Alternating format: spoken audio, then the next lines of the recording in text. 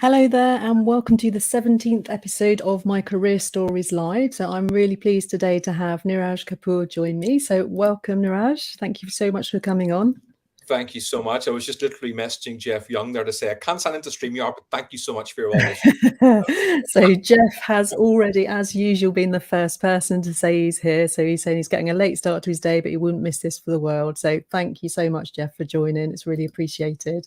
That's very kind. So, Thank you. anybody else that is watching, please do comment to let us know that you're here, where you're joining from, and feel free to ask any questions you have to Niraj as we go through, or share your experiences in the comments. So Niraj and I connected actually on LinkedIn in January 2021, and it was via Clubhouse. So you were hosting a weekly LinkedIn room. I couldn't remember the name of the room, LinkedInpreneurs or something like that. Two rooms. I did a daily one at 1 o'clock every day with the big hitters. That was Leah Turner and Andy Food and Liam Dermody. I was like the baby of the group. I was probably the oldest in the group, but the most inexperienced. They were the best learning lesson I could have possibly had. And then the evening, I worked with a completely different bunch of people who were also lovely. I think that was possibly LinkedIn club. Again, I was just talking about LinkedIn. Yeah. Every Tuesday, I did free profile reviews. And thank goodness I'm a speed reader, because somebody would send me a LinkedIn profile within literally lesson. You can't just have 2 minutes of silence on air. So within 20 to 25 seconds, I have to review an entire profile. So I'm speaking. And at the end of the evening, like an hour and a half later, I'd be exhausted. I mean, I was so tired. But again, you need to have those skills in life that are tough, but which keep you sharp, you know? Yeah, definitely. No, they were really good groups, actually. I can just see Paul's just saying he's turning in from his usual spot at the kitchen table, so he's just around the corner. Thank you, Paul. Good to see you. Yeah, so and then we've met twice in real life, haven't we? So once at Leah Turner's Christmas party, and then at John Esperian's get together a few weeks ago. So yeah, it's been both times I met your husband as well, which is fantastic. Exactly, yeah, both times. Brilliant. Okay, so the basis for these lives, just for anyone that hasn't seen them before, so I've just always been really interested in what people do and why they do it. I really like learning about the different roles that people are doing, the career paths that they've taken, which is what gave me the idea for the live. So the idea really is to inspire people with things that they could do, give people a bit of advice, and hopefully the guests each week will share some of their career tips. So over to Niraj. So you're MD of Everyone Works in Sales. So can you elaborate a bit on what that is and what you do, Niraj? Up until lockdown, people would call me. So until 2020, people would call me and say, I want to close more deals. Can you help? And when I would spend time with them, Sarah, it was never closing deals. That's not that difficult. The problem was they couldn't open deals. They couldn't engage with customers. They couldn't negotiate. Their presentation skills were appalling. You know, there's so many things involved in the sales process that were getting wrong. But because they couldn't close, they thought closing was a problem. And that's what I did. Then when lockdown happened, sadly, my client said, sorry, we have no budget left. And I found myself in a real financial panic because I'd just been through a traumatic divorce and I was rebuilding my life. And all of a sudden, I had no income. So I released a second book very quickly, which got me through short term, but not long term. You don't make money from books long term. And a few months later, people started asking about LinkedIn training. I said, we have no money for sales, but we have money for LinkedIn training. Can you offer it? I'm like, of course I can. So I hired Daniel Disney, who's a brilliant LinkedIn trainer and coach. He taught me. I then read every book he had, every book you could find available of Sam Rathling, anybody. I bought it, I studied it. And I contacted every networking group I could find. And I begged them, literally pleaded, please let me share some LinkedIn advice. Some people give me 60 seconds, some give me 2 minutes, some give me 5 minutes, and then eventually 10 minutes, and eventually 15 minutes. And I must have spoken in the space of about 2 months. I've lost count, maybe 90, maybe 100. I mean, literally 2 a day, 3 a day if I could, 5 days. It was relentless because when you're learning a new skill, one of the best ways to learn that skill is to speak about it to others. That's how you learn something, is by teaching it or speaking it. And after doing that, I kind of felt I had the confidence to teach LinkedIn, and I did. And the first 10 or 15 sessions are quite difficult because it's a new skill. When people ask you questions, it's like, I get back doing that, you know. But then after a few months, I got better and better. And certainly when Clubhouse came along, that's where I really excelled, because I just with people much smarter than me, which is probably one of the best bits of career advice I always give to people. Find people smarter than you, and just ask them loads of questions. Yeah. Give you loads of questions, and pay someone to give you advice who's smarter than you and has done Yeah. what you want to do in life, you know? Yeah, it's really interesting. And I think that switch from what you were saying there, from when you get a question that you're kind of a bit thrown by, but actually as you get more experience, you really welcome those questions, don't you? I know now when I'm in a session, I'm like, please give me a question that I can't answer, because it gives me the chance to go away and do a bit more research. So yeah, I Absolutely. think that's, And it's yeah, nice when people ask you questions. It shows they're actually interested in what you have to say. definitely. Now, when people ask me questions, I don't get thrown by it. I Yeah, often go, yep, I've been yeah. there. Yeah, exactly. Yeah, yeah, totally. So I've seen Craig's in the house, so the Black Hey, Knight is in the Craig room. Allen. So thank you, That is Craig, for Craig Allen. joining. And yep, so then Jeff's replying to Craig, and he's also saying to you that's exactly how he first learned LinkedIn, by teaching it to others. So yeah, excellent. Good to see everyone's got that same kind of experience. Okay, so how did you first get into sales then? What was it that drew you to it? Was it by accident? Almost everybody I know who gets into sales gets there by accident. Nobody goes to Yeah. school, you know what, I'm going to be a salesman, unless they're Wolf of Wall Street or something ridiculous where they think, I want that, you know. I wanted to be a rock star. I wanted to be the first Indian Bon Jovi. And I spent 3 years stacking shelves in supermarkets. I worked night shift. Back in those days, Sunday trading wasn't a thing. So you get paid twice as much money in a Sunday. I did all Yeah. the things. I saved all the money. I got producers together. I played the drums and the keyboard, hired, really good musicians. But unfortunately, I sang myself because I wanted to be a rock star. And although I was a decent songwriter and a good drummer, I was not really a front man. You got to have sex appeal and charisma. I didn't have any of those. Plus, I wasn't Oh, a singer. But the problem was no producer told me. They just took my money. And right. I wish somebody had guided me in the right direction. Yeah. So you often see people in reality shows who turn up believing they're the greatest thing in the world and convinced they're going to win. And I unfortunately had that kind of delusion that I was just unstoppable because nobody was doing what I was doing in Northern Ireland. I mean, Yeah. nobody. Yeah. And everybody was going to university. I'm like, you suckers. I'm going to be so rich beyond measure. I'm going to have women. You're 19 years old. That's all you care about is women and money. You don't care Yeah. fame. You don't care about, you don't know what good values are in life. Yeah. You only know the materialistic values because that's what you mistakenly believe will bring you happiness. Yeah. And unfortunately, it takes you a long time in life to realize that doesn't bring you happiness at all.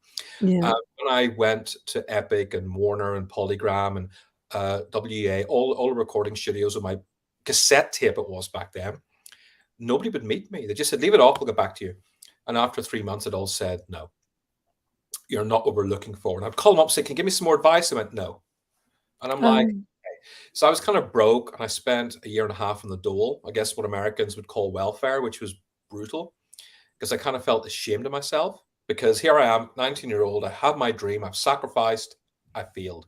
I didn't have the mental resilience or emotional intelligence or just the capability to cope back then. And I guess that was a second lesson to learn, which again is good for your career, which is find a good inner circle of people. Mm. We're quite lucky, Sarah. We have a good inner circle of people we know on LinkedIn. Yeah. And quite a few of those cross over into John Esperian's espresso group as well. Yeah. And a few of them will be in Leah's group. So we're quite lucky. We have different people we know, we can speak to, we can learn from, we can aspire to be. Yeah. But when you're 19 and you don't really have any social skills and you've spent a year and a half in the dole, life really crushes you. And you don't have the self-awareness or the capacity to think, I'm going to get out of this. You just feel sorry for yourself and blame the world. So yeah, it was pretty rough. Yeah. And my father flew over from Belfast one day and said, right, this is embarrassing. This is actually, come on, we're Indians. We work for a living. we don't sign the dole. And enough's enough. You had enough self-whining and pitying and, and we got my CV together and the only jobs I could really get without a degree were working in a building site. Okay. Or working in sales. And I thought, you know what, I hate the cold. So I'm going to work in an office and be like a chicken and work in the office and learn sales. So I handed my CV into every company in Soho in central London. Yeah. Most of them ignored me or just said, yeah, I'll get back to you the usual. It must be my 55th attempt. The receptionist was from Northern Ireland, Mary, and she was lovely. And she gave me a chance because she lived near where I lived. Yeah. Okay. Well, 20 miles away, but she lived Yeah. nearby. And she Yeah. got me touch with the HR person. I told the HR person, Mandy, my story, and she went, "My God, you got that much resilience, you'll be good at sales." And she had a quick interview and gave me the job. Pretty like that. Perfect. No Yeah. references. And I started that Monday. And that's how I started off in sales. Wow. And so how long were you in that role for? Is that a while or 10 years. 10 years? Wow. Okay. I was offered a lot of management roles in that Yeah. company, and I turned them down because managers seem to spend all day in meetings. And to Mm. me, that was the most boring thing in the world. And also, I discovered through my publisher I was earning more money than the managers. So I Right. thought, well, I'm going to do a job I hate for less money. It made no sense. They had higher basic salaries than me, but I earned Yeah. more commission. And commission. Yeah. When you're in your 20s, you don't care about status, you care about money. Yeah. Yeah. And I got married very young. I had an arranged marriage at 25 years old. If anybody is watching, please don't have one. Please make sure you know somebody for at least a few years before you marry them, not for 20 minutes. I just don't Oh, recommend. no. Yeah. Don't do it. Please don't do it. But Wow. yeah, I had an arranged marriage. I became a dad very young. So for me, the money and sales meant everything, not being a manager. Yeah. And my publisher, again, she gave me loads of great career advice. I went into the office one day. She gave me a second promotion. And people were teasing me that she was nice to me. They used to call her the dragon lady. She was nice to me and she hated everybody else. She was Yeah. the kind of person would walk into a room like a Death Eater from Harry Potter. The room would turn cold.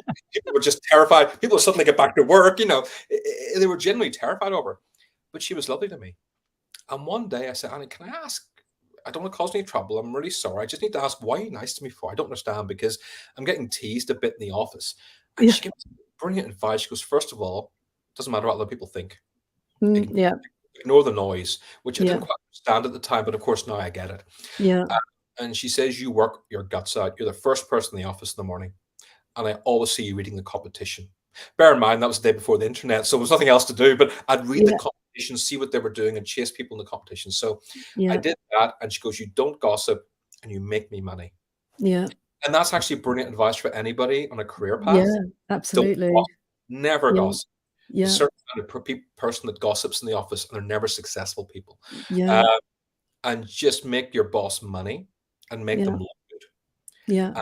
and work really hard. I'm sorry, this whole work-life balance, we can talk about this all day long, but you want Yeah. success in life, you've got to put in the hours. There's no Yeah. easy way around it that I know of, I can tell you, unless you marry into money. That's quite easy. But apart from that, Yeah. everybody you know that's successful has worked their Worked guts hard.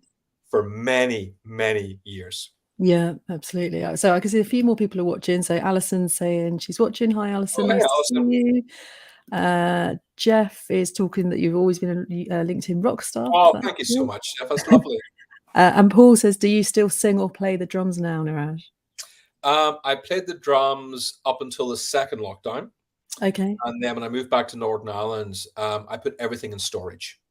Right. And I did a post about a year and a bit ago on LinkedIn, which went semi-viral, where I said I gave away all my possessions to charity. Right. Okay. And I didn't know, Paul, at the time. I didn't make, because it was such a sudden move after 29 years in England, after divorce and 4 months in lockdown, which really affected my mental health because I was by myself. Yeah. And unfortunately, I started online dating at the same time, which I shouldn't have done because I wasn't ready for it. Yeah. You're lonely, so you join a lot of dating websites. But when you're a mess and you're getting rejected by dating websites and you have no career and you've just been through a traumatic divorce, you're not in a good place. Yeah. So after 29 years in England, I had to go back to Northern Ireland to live with my parents, unfortunately, just because I wasn't coping with life. Mm. And it was a really embarrassing situation because I'm a grown man. I'm 47, 48 years old at the time. And I have to go back home. I just turned 48 and I was living with my parents. And I had to live with them to survive because I just couldn't cope anymore. Life had really beaten me down. And anytime life's hit me, Sarah, I've always found the strength to come back up. But this time I just couldn't do it. So everything went into storage. I didn't make a list of what was there. And Yeah. about a year later, Paul, I got back on my feet. I'd healed.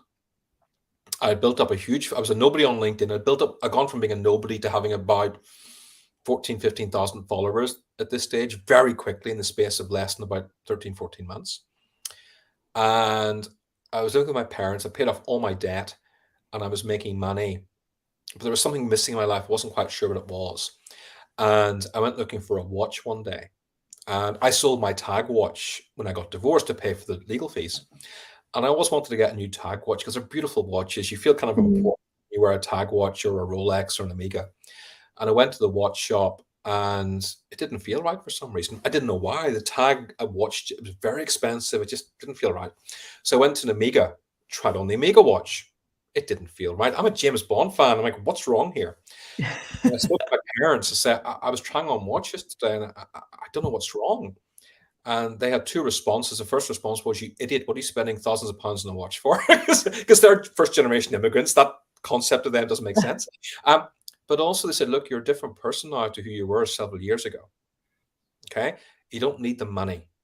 Okay? Mm. Give it all to charity, please. Everything you have in storage, just give. You don't need it. You don't need another TV. You got a TV in the house. You don't need a bed or a cabinet or a dining table. Just give it all to charity." I thought, you know what? Most of it is stuff I won't necessarily need for many years. And but I've never given away thousands to charity. I've given away hundreds every month, but never thousands. Yeah. And I gave everything away. And it was the greatest feeling I've ever had in my life. And Will and Hospice raised thousands of pounds. But I forgot my tuxedo was there, my drumsticks were there, my drum kit was there. Oh, There's yeah. quite a few things I forgot were there. Yeah. And my parents said, "Look, we're happy you're happy in life, but there is absolutely no way you're having a drum kit." And because I lived with them for 18 months, that's what Yeah. happened. Sorry, Yeah. that's a very long answer to your No, question, that's Paul, but I great. thought I wanted to give you a reason behind why. Yeah, no, that's cool. And yeah, it kind of shows reflection on what you were talking about before, doesn't it? The shift goes from when you're younger to kind of money status to actually, as you get a bit older and learn a bit more through your life, you just switch that focus, don't you? And it's what stuff makes you happy. And it sounds like you're on your way with that now, anyway. Oh, absolutely. One of the smartest things you can do in life, Sarah, is live on purpose.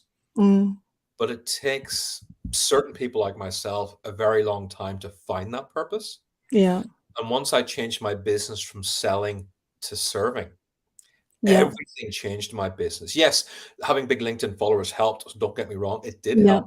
yeah, And get the LinkedIn Top Voice Award, believe you me, from LinkedIn itself, not from some group of LinkedIn coaches, from LinkedIn, that yes, helped massively. yeah, Really, changing your attitude from selling to serving, from selling mm, to helping, yeah. everything just kind of made more sense. And it also makes work so much more enjoyable as well. Yeah, that's really good. So the your voice pronunciation, the drums, was that you doing the drums at the beginning of your voice Yeah, pronunciation? yes, no, that was actually John Asperian, who's my coach. Ah, okay. I want you to use this, but don't just say your name's Niraj. Come on, Yeah, be more interesting than that. Because I yeah, had a career by standing out. I was looking a lot at what my competition were doing, yeah, and I was doing the opposite. And that's advice I give to a lot of people on LinkedIn. You want to be successful, look at what the market is doing and just go in a different direction. yeah, And that's what I did. But he actually suggested to do a drum roll and yeah, then my name. And yeah, so many people comment on that, Sarah. It's yeah, incredible. yeah. And that's the thing. It shows you really should make use of all of these new things that come up on LinkedIn. You should use them, shouldn't you? Because people do look at them and think, what is that little microphone thing there, speaker? Yeah, that's cool. So Jeff is saying dropping excess baggage is always the thing that sets you free, Niraj. Paul is saying thanks for sharing tough times and good to see you came out the other side. So yes, thank you for that. So thank you for sharing that. It's just switched off my banners there. Okay, so one of the things we talked about a little bit was how sales can help people in their careers. I thought this was an interesting question. So what have you got to say about this then, Niraj? The reason my first book is called Everybody Works in Sales and my company is Everybody Works in Sales Limited, because we all work in sales to a certain extent. Yeah, And I'll speak to a lot of accountancy firms who go, "We don't work in sales." I'm like, "Of course you do. If someone makes an inquiry about accounting, you have to convince them to go with you and not another accountancy firm. yeah, That's yeah, sales. When you're a solicitor, when people need legal advice, they don't call one solicitor, they often call two or three. And they go with the solicitor they connect with. Solicitors are not known for having those kind of personalities. They work incredibly hard, but most solicitors only talk to solicitors. I've worked with enough solicitors on LinkedIn training to know they're very comfortable around each other, but not other people. yeah, yeah. Everybody needs sales skills. And the great thing about sales, it's not closing a deal, Sarah. Sales is psychology, understanding people. Sales is communication. Sales is great copywriting. Sales is marketing. Mm, To be really good at sales, you really got to understand business And a lot of people don't get this Yeah. because really bad scripts by bosses who aren't really properly trained, or they do one day of sales training and then that's it. They're never trained for like another year, and they forget most of what they learn within a week. And so they're making it up as they go along. And when you don't know what you're doing, you often just default to cliche. Yeah. And that's why I say to everybody, once you learn about sales, I've been learning about it now I've been doing it for 29 years, but studying it for 10 years and doing it as a business owner for just over 5 years. And when you do things like that and you speak at it at events and you write books about it and you write articles about it, your knowledge increases so quickly. Mm. And I don't just know how to close a deal. I understand people and business and copywriting and all these skills. That's why you should learn sales, because you learn so many skills in the process that help you in a career. Yeah. Okay. Perfect. Thank you. Okay, so you talked a bit about LinkedIn Top Voice just a moment ago, which was going to be one of my questions. So it is, as you said, an invitation only award comes from LinkedIn itself. So it is a really great achievement. So how long have you had it? How did it come about? All of that kind of stuff. It came about. They contacted me one day saying, "We're going to give you an award next week. Don't tell anybody." Wow, That was amazing. literally. I had no idea who these. I had no idea. Like, I don't know who you are. I'm like, is this Yeah, a practical joke? And I checked the guy's email address. It said LinkedIn. I'm like, okay. It wasn't like a weird email address and then LinkedIn at the end. It was a LinkedIn. And I yeah, contacted them. I said, "Thank you so much. What does this mean? But more importantly, why did I get it?" yeah, Because when I saw that I'd won and I saw who else had won, there's only 10 people in the world yeah. and two in the UK. And there's so many people I know who are brilliant at LinkedIn Mm, and they didn't get it.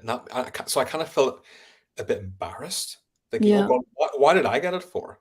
I have a lot of self confidence myself, and I'm incredibly self aware as a person. And when it comes to sales training, I will put myself up there with the best of the best, easily. When it comes to LinkedIn training, there's at least a dozen people I can tell you who are way better than me. One experience better than me. Jeff Young's better than me. Kevin Turner. They have way more knowledge than I have. Way more yeah, knowledge. They know every nuance. I don't know every nuance. I don't know every yeah, function. yeah, That's why I kind of felt embarrassed getting it. I didn't think I deserved it. And part of it was the fact I built my following in a very quick amount of time. okay, A lot of it was that loads of people were looking at my stories about divorce and online dating. right, okay, A lot of that was how it related to business.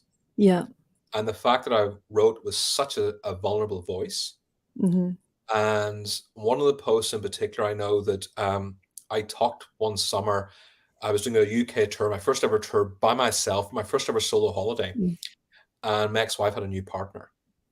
Now I'd spent several months online dating, wasn't finding any luck. She had men queuing at the door because she's successful, has money, is beautiful. Men wanted to be with her. And there was a guy living with her. I'm like, that's very quick. And I think the trauma of having your ex-partner with a new partner is something we all have to go through at some stage of our life. And it was so difficult. But my post wasn't, I can't believe that happened. My post is, you know what? I'm so happy for her. yeah, She's in real pain right now. She's a mother of my child. And all I want for her is to be happy. Despite what she did to me in the divorce, I want her to be happy because that's going to affect my daughter's well-being in the future. yeah, That hasn't yeah, changed towards my ex-wife, even though we now at least talk more civilized to each other. We didn't speak for for over a year. And then we got together at my daughter's graduation last summer and we were civilized. And we speak like every 2 months if she okay, needs something or if I yeah, need something. Just regarding my daughter, we have questions. My yes. daughter went off to South Korea today for 3 weeks. So Oh, we spoke wow. last night Yeah, to say, "She's giving you an itinerary?" I said, "Nope." "She's giving you an itinerary?" "Nope." She's 22 years old. Of course she hasn't. She just does what she wants. yeah, But we do only speak every few months. We're not pals. She wants to live her own life, and I respect that. yeah, Um, but it's when you endure trauma and difficult situations, it's how do you deal with those situations? mm, And because I was trying to look on the positive side and on the lessons I learned from it, that was a big factor. But the fact that I converted a lot of that into business posts. So it'd be a picture of me at a restaurant. I'd be having a meal, and the table opposite was empty because I've been stood up, and it was yeah, Saturday night. And being stood up is horrible. Being stood up on a Saturday night is just a horrible feeling. mm, You know what? It's not nice, but in business, sometimes we agree to meet customers, and the customer's a no-show. So what do you do yeah, in those situations well. It's not what happens to you, it's how you react. And so Yeah. I think so many people just got those posts, and the engagement Yeah. posts went Yeah. were greater than I ever could have imagined, Sarah. Yeah. That's really good. Yeah, really good. So that kind of led me on to the next question, which was about, you've written a few books, so you just kind of referred to them then. So what made you decide to actually change some, sort of elevate, I guess, some of those posts into a book, and what was your process on going about that? A lot of things I do based on other people's needs, and so many people are asking me to write a book about divorce, that also related to business. And I did that, and it took me about almost a year to write it the first time round. And it was a good book. It wasn't brilliant. It was more of a fiction book, but it wasn't quite right. And I got an Mm, editor, and they said, "Look, you're more of a nonfiction writer." So I rewrote the book again, completely different, as a nonfiction book, which is actually quite hard. And then all of a sudden, my career took off. So the book's put on hold because I'm really busy with business.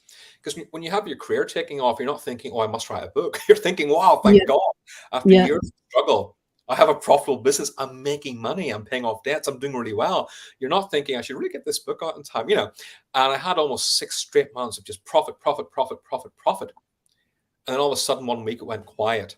So I rested for a day, wrote the book like a maniac, kind of got it finished, and I got busy again. And so I was kind of going back and forth, because business has to come first, yeah, and your health is important, and your yeah, family is important. And for yeah, me, my charity work, all those things are priorities. A book is the last on the list. It can never be the first thing, the book. I yeah, learned that's a mistake for my first book, which is still my best-selling book, because I focused on it day and night. And yeah. Okay. sold thousands of copies, but the problem was I wasn't building a business. And eventually, after 2 months, the royalties ran out. So I learned that the hard way. So a book Yeah. Okay. is something you have to complement what you do. It Yeah. Okay. gives you, it's like doing a TEDx. It gives you that extra bit of credibility, and just keeps you a bit ahead of the competition. Because none of my competition have written 3 books, Yeah. and none of my competition have done a TEDx. So Yeah. it's about staying ahead of that all the time. Yeah. Yeah. That's really good advice. Seen a couple of comments through. So Jeff saying, "So true. Sales is about relationship, just like life." Yeah, absolutely. Oh, and Alison saying, "Sarah has loads of knowledge on LinkedIn." Thank you, Alison. Well, you do. You got very Thank good you very knowledge. much. Okay, so we tend to always end up talking about values on this series. So do you think your personal values have an impact on your work? It sounds like they do from what you've talked about. Hugely. Hugely. Last year, for the first time, I wrote about turning down business. I've never turned down business before. When Yeah, you're business owner, you just don't turn down business, especially at the beginning. yeah, And I turned down business because I was with clients who didn't have values that I shared. yeah, So one sales director kept putting his staff down all the time and really demeaning them. mm, I would ask him why, because when someone does something horrible, you can't say, "Don't you dare do that," because you don't listen. As a coach, you say, "Well, why are you doing that for?" And you try to understand the reasons behind it.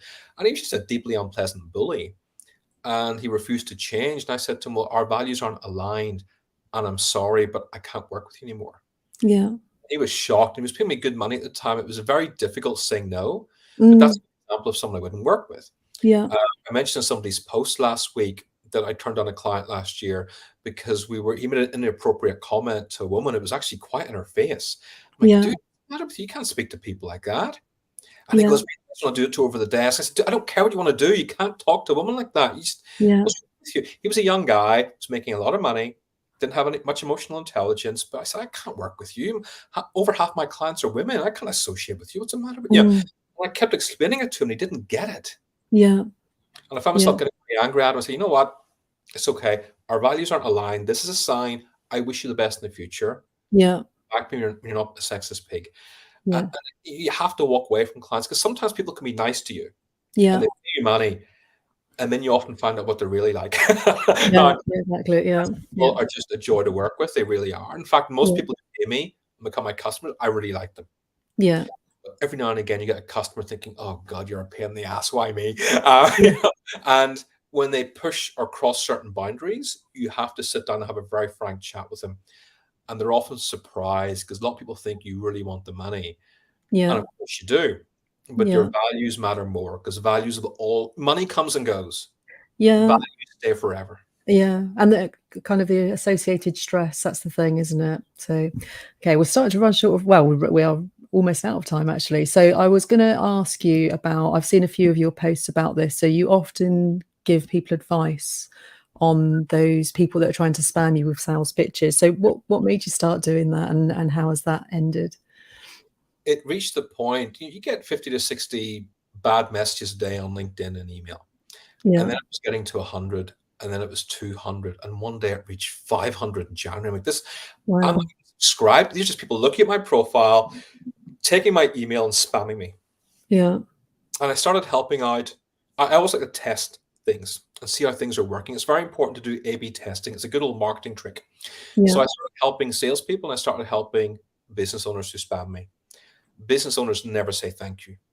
They were arrogant. They were rude. They just never said thank you. But about a quarter of the salespeople, I replied saying, look, this is a terrible email. No one's going to do business with you this way. Here's my website, everybodyworksinsales.com. There's 5 or 6 PDFs. Please download them. It's free of charge. Okay, you don't need my sales funnel, and just please study them and take action. I promise you, you will learn so much. And so many came back saying, oh my God, I've just downloaded from your website. That was amazing. Thank you so much. Or I'm sorry to bother you. I said, look, don't apologize. Just get better and please learn about sales. And sometimes it revealed to you their boss didn't train them, or they were given a script and they had to go out there. So young people, I find nowadays especially, really have a capacity to want to learn and do well. Yeah, that's brilliant. A lot of business owners, especially those doing startups, or especially those that are a bit dodgy, tend to just want to spam people day and night and hope for the best. And they tend to be quite aggressive, and they're just not great people. So I help younger. If I always look at someone's profile, and if they're a young salesperson, inexperienced, I'll often reach out. Just to be clear, most often can't afford my services, so they rarely, they don't really become clients. But it's just a matter of trying to guide people in the right direction. Because my life, people guided me in the right direction, Sarah. It's made a profound difference in my career. Yeah. Okay, that's good. Okay, so final question then. So what advice do you give to people who say they can't sell? Don't think of it as selling. Think of it as helping people. Just change the frame of reference. That's it. You're not selling, you're helping somebody. And this is very helpful for introverts. Yeah. And you're shy and just don't want to sell. Hey, you're not selling. I want you to imagine you're helping this person. What would you do? Yeah. And you'll see that most of what they do, apart from the closing, is exactly what a good salesperson would do. They listen, because introverts and shy people are very good at listening. Yeah. They will ask questions. They will be of service. Yeah. All these things matter massively when doing sales. Yeah. Brilliant. Thank you. So what's the best way for people to get in touch with you, Niraj? I'm going to just quickly share your page on LinkedIn. So if people want to get in touch with you to talk about sales training, how should they do that? Connect with me on LinkedIn. Send me a personalized invite, because now I'm almost at 30,000 connections. I'm having to reject most people. So please send me a personalized invite. Or if you don't want to connect with me, you just want to follow my content, just click follow. If you want some free resources, go to everybodyworksinsales.com.